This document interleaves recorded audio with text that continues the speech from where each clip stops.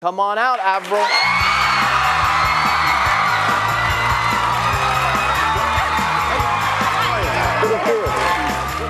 hi to, this is Rita and Jesse. Hi. This is Jesse. Nice to meet you, Jesse. Hi, nice to meet you. And that's Mom Rita. She's also a big fan, Avril. Enjoy. Come on in.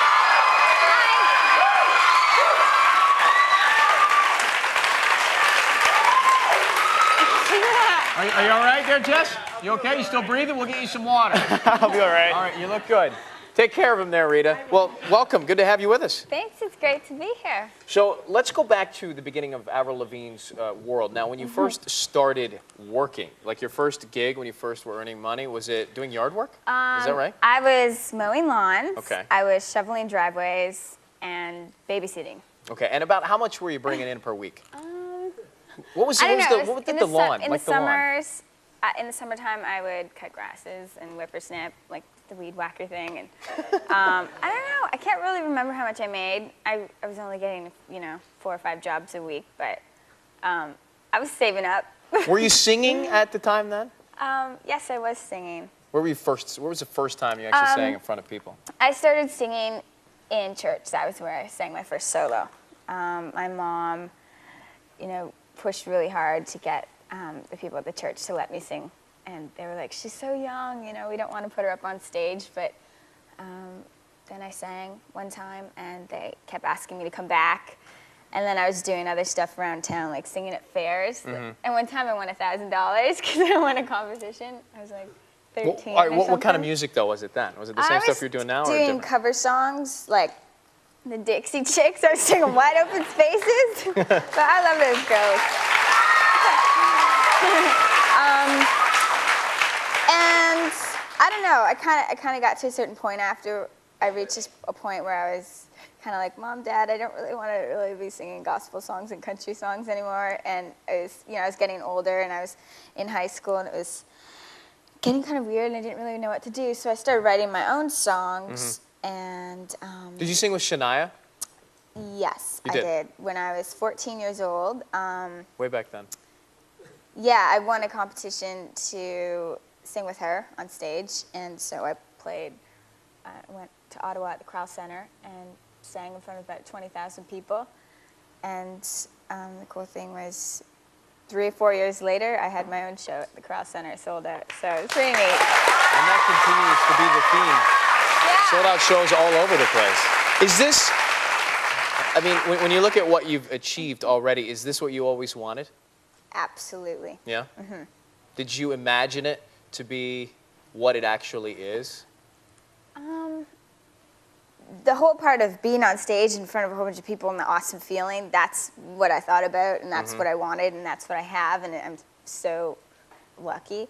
There's the whole other side to it, though, like all the traveling, all the promo, and, being a high-profile person and having to deal with that. And, there's a lot more that goes on that, I didn't really know would go on, but I'm not complaining. So do you get frustrated when you read things that people think you've said that maybe you haven't said, or when you're compared to other artists? I'll admit that I do, but not as much now, because I understand that something comes out one week in this magazine and people talk about it for a week, and then something new comes out on somebody else later, and it's whatever. I mean, you've been relatively outspoken about some of the traditional pop stars in music, like Britney and Christina. Do you really have this animosity between those artists and yourself? No, just people ask me questions and I answer them honestly.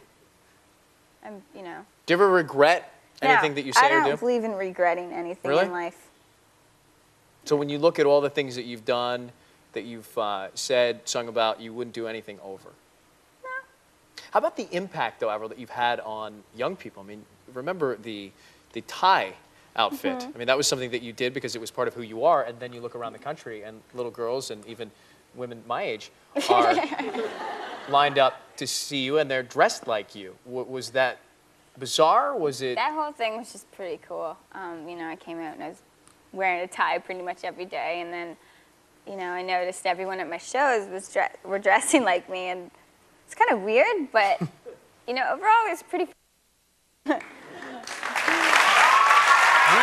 take a break, come back with Avril. She's going to answer your questions. 1-888-567-RYAN. Right after this, then she's performing outside. Hang on, we're on air. Be right back. Interesting. No regrets ever.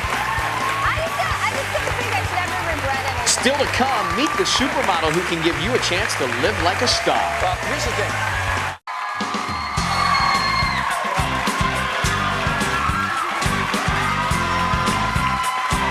Welcome back to On Air. Avril Lavigne is with us hanging out. She's going to perform in just a few. The debut CD from Avril, Let Go. 3 #1 hits from that album. And now we have the new one, Under My Skin. This record, pretty personal though, isn't it? Yep. Okay, tell us a bit about why you wrote these songs and wanted to put them on an album. You know, when I write from personal experiences of mine and whatever I'm going through at the time, and you know, so yes, the record is extremely personal and close to me. Do you ever think about the result of putting out one of these songs? Because the reality is, once you do it and release it, everybody's going to know those intimate thoughts, those personal situations, and forever. It's Yeah, I documented. mean, I'm okay with that. I don't go too into detail. I'm not throwing out names. You know what I mean? I'm okay with that. I'm a pretty open person, and you know, when I first started writing this record, I was having, you know, I had thoughts and feelings of, oh my God, what if they ask me about this line? Do I really want to write this? Mm-hmm. And then I was like, don't let you know, the fact that, you know, people know you now interfere with your writing. Right. So I kind of had to try to zen all that out. Well, have there been any personal ramifications for writing about people, not specifically naming them, but about the situation that they called and said, why would you do that? I had one guy call me up after for my first record was released and said sorry to me. Said what? He said sorry. Oh, sorry. Yeah. That's right. But Sorry, yeah. I didn't know that I made such an impact on you. But I actually thank all my ex-boyfriends on my first record for the inspiration. The glass is half full. All right. I've got a text question. AT&T wireless subscribers. Is that really your phone?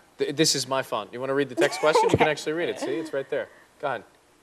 It's small. I love the way you dress. It's so individual. Does anyone try to make you dress more sexy like other female singers? All the time. Who? Who? Yeah. Magazines, when you're doing photo shoots with them. A lot of the times they try to put me in outfits that, you know, are skanky. And I don't. And how does that go over? Probably not well. I've had people. It's got back to me all the time. I think there's someone in a room. Are we safe? We're safe. We got it. People come back to me all the time and let me know, and I hear everything that comes, you know, shit comes back. Again, did we get it? Whoops. That's 2. Sorry. I'm hoping you at home did not hear that. I've been called difficult and just, The jackpot's going up, though, by the way, right now, Avril. I've been called difficult for, you know, having to be strong as you know, fighting with people at the magazine saying, no, I'm not wearing that. And I mean, I always have to fight. But you are not being difficult for the sake of being difficult. Well, exactly. I'm just standing up for myself. If I don't want to wear something, I'm not going to wear it. I like it. And it is always such a big issue. It is always such a big issue. You have no idea. Well, let's go right now to line 2. And hey, Howard. Hey, how you doing? Hey, you didn't hear any of those words, did you? That's all good, man. I'm calling from Windsor, so she should know where that is. Oh, okay. It's all good there then. Yeah. What's up, buddy? You're on the air with Avril Lavigne. Cool. We got a question. What do you miss most about being back, you know, out away from Canada and everything? What do I miss about Canada?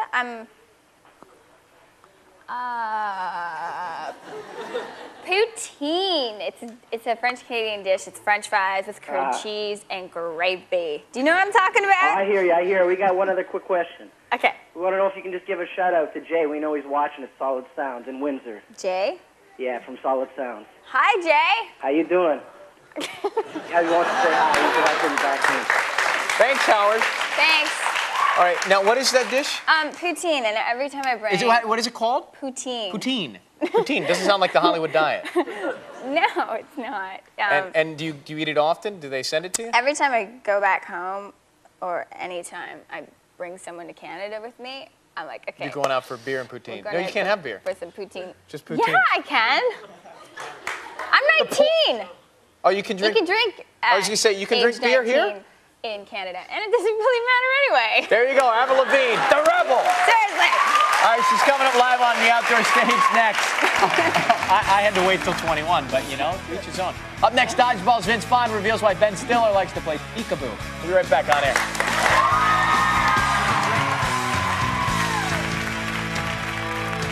Straight ahead, Avril Lavigne rocks out on our outdoor stage.